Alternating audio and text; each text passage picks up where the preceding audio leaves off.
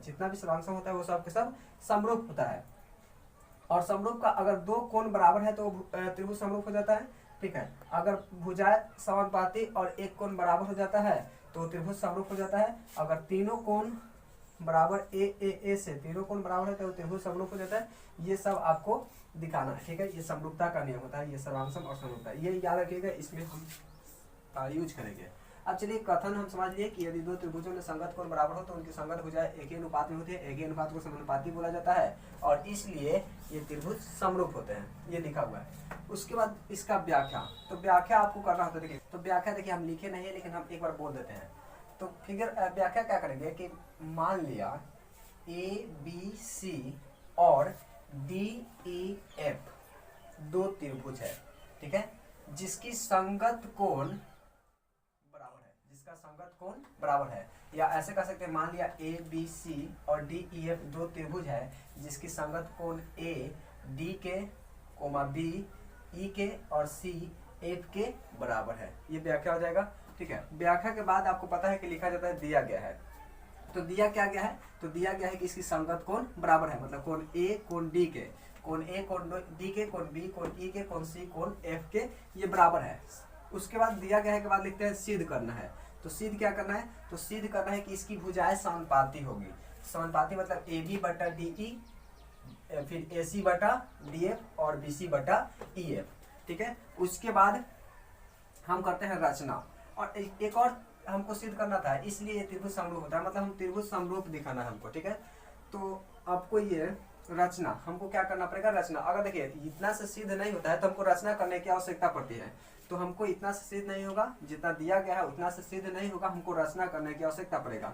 तो रचना क्या करेंगे कि जितना बड़ा ए बी है उतना ही हम एक या ये इसमें से डी पी लेंगे, ठीक है, डी पी।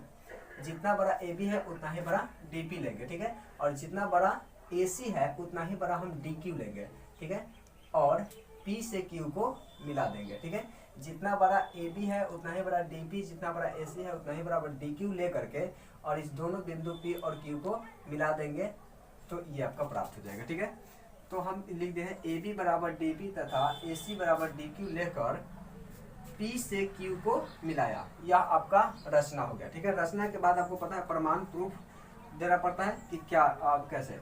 तो इसमें देखो आप थोड़ा सा क्या कीजिएगा आप लोग कि आप स्टेप लेकर चलिएगा।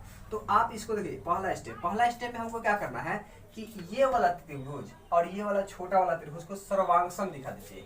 ये वाला छोटा वाला त्रिभुज ए बी सी और ये छोटा वाला त्रिभुज डी पी क्यू को सर्वांगसम दिखा दीजिए। तो सर्वांगसम दिखाते हैं, लेकर चलते हैं त्रिभुज ए बी सी और त्रिभुज डी पी क्यू में। आपको पता है सर्वांगसम का 4 शर्त हम आपको बताए थे,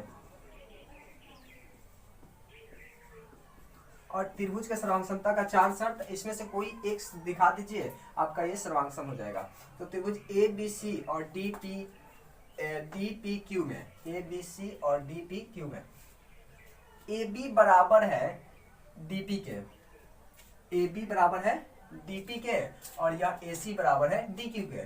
चूंकि हम आपको ये रचना में लिखवाए हैं कि ए बी बराबर है डी पी के और ए सी बराबर है डी क्यू के, तो हम लिख दिए ए बी बराबर डी पी और ए सी बराबर डी क्यू। कहाँ से, तो ये दोनों रचना से है, ठीक है, ये दोनों रचना से है। फिर आपको पता है कि इस त्रिभुज का कोण ए और इस छोटे वाला त्रिभुज का कोण डी, ये हमको बराबर दिया था, ठीक है। कोण ए बराबर है कोण डी के, यह दिया गया है क्योंकि बोला था कि संगत कोण बराबर है, ठीक है। तो ये दो भुजा एक कोण, दो भुजा और एक कोण मतलब दो साइड और एक एंगल, एस सर्वांगसमता नियम से यह त्रिभुज क्या हो जाएगा, सर्वांगसम हो जाएगा। ये त्रिभुज आपका त्रिभुज एबीसी और डीपीक्यू ये सर्वांगसम हो गया। सर्वांगसम का मतलब होता है हर एक तरह से बराबर, उसकी प्रत्येक संगत हो जाए, उसकी प्रत्येक संगत भुजा के बराबर हो जाएगा, या प्रत्येक कोण के बराबर हो जाएगा।